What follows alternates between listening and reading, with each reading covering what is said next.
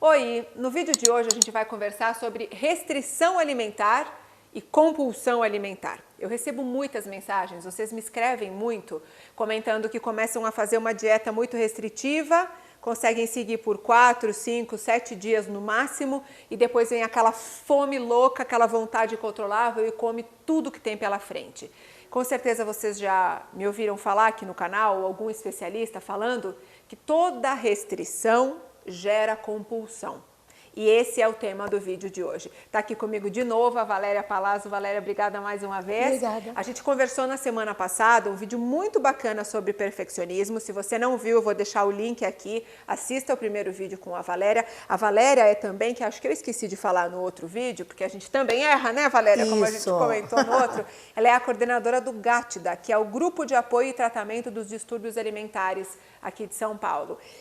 Valéria, com toda essa sua experiência em transtornos alimentares, no seu consultório, explica pra gente, porque é difícil pra gente entender. Como assim restrição alimentar gera compulsão? Porque a gente vive tentando fazer dieta para restringir, depois não consegue e desanda a comer tudo que vem pela frente. Daiana, eu vou te dar um exemplo que eu sempre dou para os meus pacientes, que eu acho que é a maneira mais fácil de entender. Vamos pensar o seguinte, que você vai comprar um sapato. Aí você chega lá, você está na dúvida. Será que eu levo? Eu não sei se eu gostei da cor, eu não sei se eu vou usar tanto o preço. Quer ver acabar a dúvida? Se a vendedora chega e fala, é o último par. Não é? Agora eu vou te colocar outros dois cenários. Um outro, ela chega e fala, esse modelo não vai fazer mais. Nunca mais. Nunca mais. É capaz de você sair com preto, com azul, com nude, sendo que você nem sabia se ia levar. Agora o terceiro cenário, se ela chega para você e fala, esse modelo tem sempre, chega toda semana uma numeração, você só vai levar se você realmente quiser, né? Sim, porque você pode voltar amanhã ou então, depois. Estar à disposição, ter e não ser a restrição, o que faz? Com que a gente não tenha esse comportamento compulsivo. Mas a ideia de que não vai ter mais dá um desespero, não é? Sim, que é esse desespero que a gente sente quando está fazendo uma dieta restritiva. Exatamente, isso. Porque o que a pessoa faz? Se o problema dela, por exemplo, é com chocolate, ela fala, nunca mais eu vou comer chocolate. É como a história do sapato, esse modelo eu não tenho mais. Ela sempre tem aquilo que ela vai acabar comendo muito num dia e falar aquilo, amanhã eu vou fazer tudo certo. E o tudo certo dela o que é? Eu não vou comer nenhum chocolate. É assim, devora a barra de chocolate. Não, porque hoje é o último dia que eu vou comer chocolate. Amanhã eu volto para a dieta. Ah, não é assim, né? Que você faz? Tenho certeza, porque eu já fiz isso muitas vezes. Então você come igual uma louca aquilo.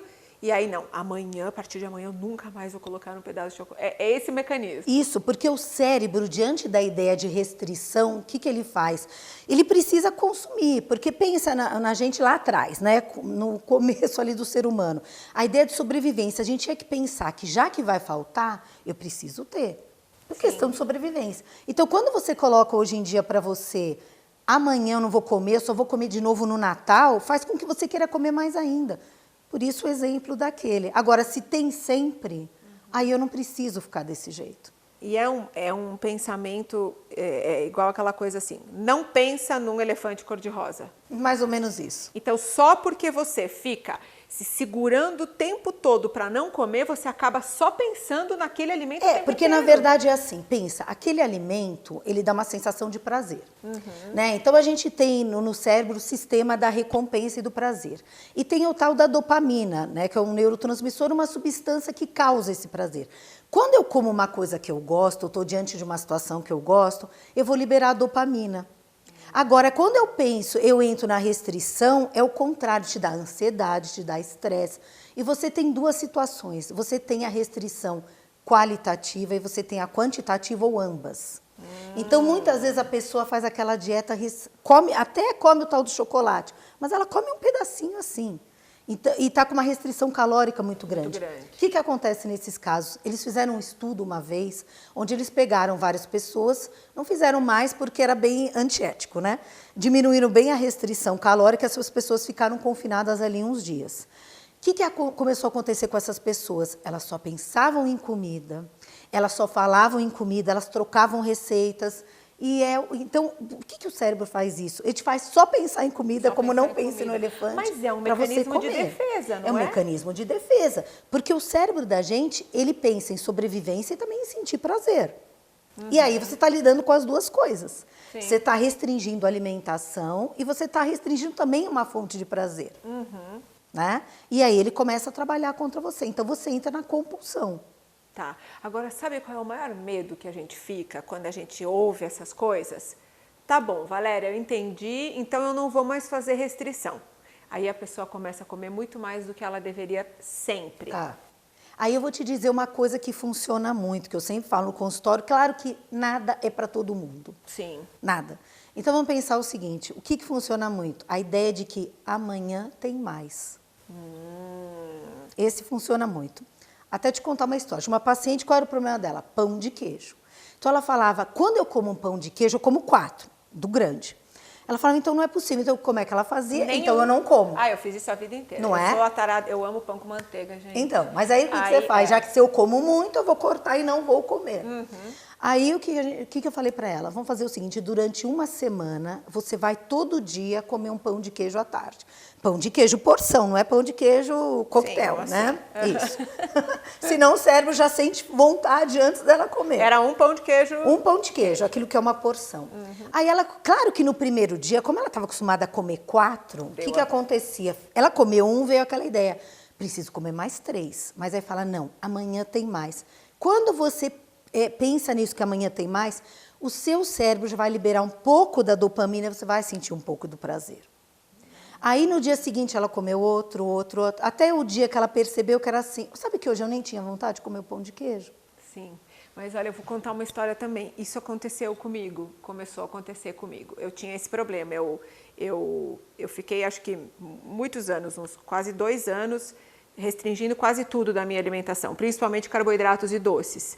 E aí eu ficava, quando eu me permitia comer, eu tinha que comer muito mais, Sim. porque era isso, restrição, depois acabava exagerando. Depois que eu comecei a fazer o meu tratamento, teve um dia que eu fui no restaurante, é muito bacana essa história, eu fiquei até emocionada no dia. Eu pedi uma sobremesa e eu comi metade da sobremesa. E a sobremesa era pequena, era um tiramisu pequeno assim. E eu só comi metade, não porque eu ia engordar ou porque eu achei que tinha que parar. Eu parei de comer porque passou a vontade. Isso. E daquele dia em diante, eu comecei a acreditar que se eu me permitisse certas coisas de vez em quando, eu não ia ter essa voracidade Isso. na hora Porque as pessoas costumam falar aquilo, né? Ah, mas ninguém tem compulsão por cenoura, por abobrinha. Claro que tem. Faz uma dieta só de proteína, do tipo só carne. Você vai ficar desesperada por uma abobrinha, desesperada por uma cenoura. Por quê? Porque você está restringindo. Sim. Então, volta na ideia do sapato, né? É. Acabou, não vai fabricar mais. Você sai com 3. Sim. Se está disponível, é só se eu realmente quiser. É. Porque eu posso voltar amanhã e comprar o sapato, ele vai estar disponível. Então é muito bacana essa estratégia. Então é pensar, sempre que você estiver diante de um movimento que você vai exagerar, que você... Calma, se eu quiser de novo, amanhã tem. Isso, amanhã tem mais. Agora, uma coisa que é legal também é a pessoa não fazer isso só com alimentação, porque o que acontece? Essa coisa de compulsão e restrição, a pessoa tem com várias coisas, tipo série. Ela vai lá e assiste 1, 2, 3, 4, 5, 6, 7, 8 episódios seguidos. Não é verdade? É onde continua o comportamento compulsivo.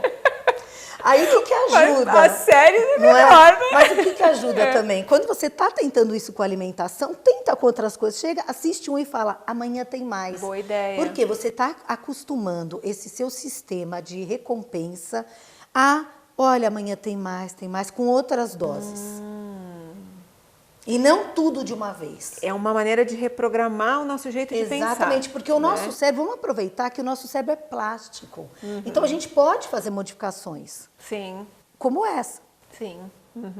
Então, diante de todas as situações da vida que você percebe que você age com um comportamento compulsivo, sempre tentar pensar assim, peraí, é tirar um pouco do piloto automático que a gente vive, né? Isso, porque também tem uma coisa, a gente não aprende a colocar limite em coisas boas na vida. Sim. Se você estiver estudando às 6 horas, ninguém vai falar, nossa, mas a Para de Mariana está muito estudar, tempo chega. estudando. Vão falar assim, mas ela está estudando. Ou se uma criança estiver brincando às 5 horas, você não vai falar, peraí, vamos fazer outra coisa agora? Vai falar, não, mas ela está brincando. Então a gente não aprende a colocar limite em coisas boas. Sim. Não aprende com essa coisa de um pouco hoje, outro pouco amanhã. Parece que é assim, deixa eu pegar tudo agora. E a gente nem consegue pegar tudo. Valéria, então é a ideia de que para tudo, não só para alimentação, mas agora falando mais da alimentação, se a gente se permitir ter aquilo disponível, não vai criar essa necessidade da compulsão, é isso? Isso, exatamente. Então vamos pensar em não deixar restritivo, né? Ter um controle quantitativo, mas não uma restrição qualitativa. Então, aquela história que eu falei do pão de queijo. O que é uma porção de pão de queijo? É assim. Vamos pensar em uma tortinha de morango. Se você vai com uma criança de 5 anos, você não vai chegar e falar, corta na metade porque é criança. Porção é porção. A maior parte das coisas tem uma porção.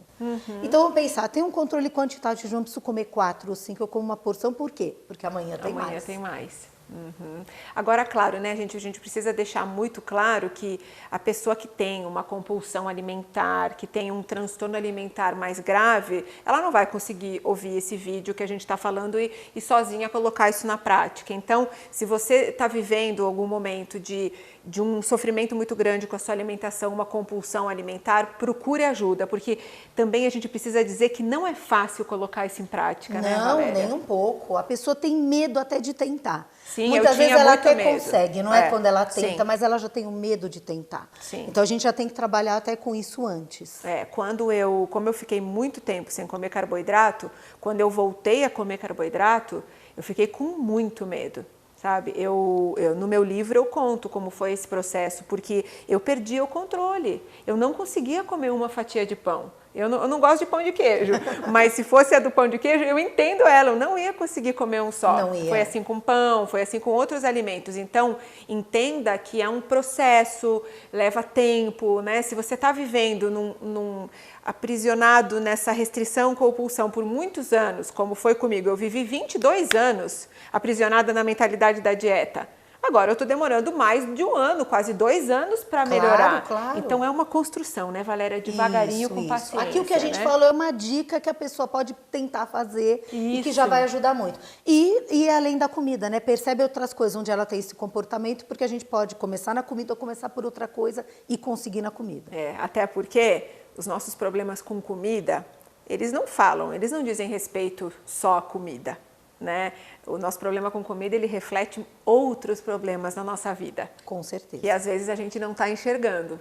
Então, né, é bom a gente pensar nisso. Isso. Valéria, muito obrigada. Obrigada. Eu adorei, muito obrigada. Parabéns pelo trabalho de vocês lá no grupo. Vocês têm alguma rede social, algum contato do tem grupo? Tem o site, onde tem muitas informações, que é o www.gatida.com.br. Eu vou deixar anotado aqui embaixo na descrição do vídeo também. E no meu site também tem os contatos de vocês. Tem sim. Perfeito. Valéria, obrigada mais uma vez. Gente, obrigada. Espero que vocês tenham gostado desse vídeo.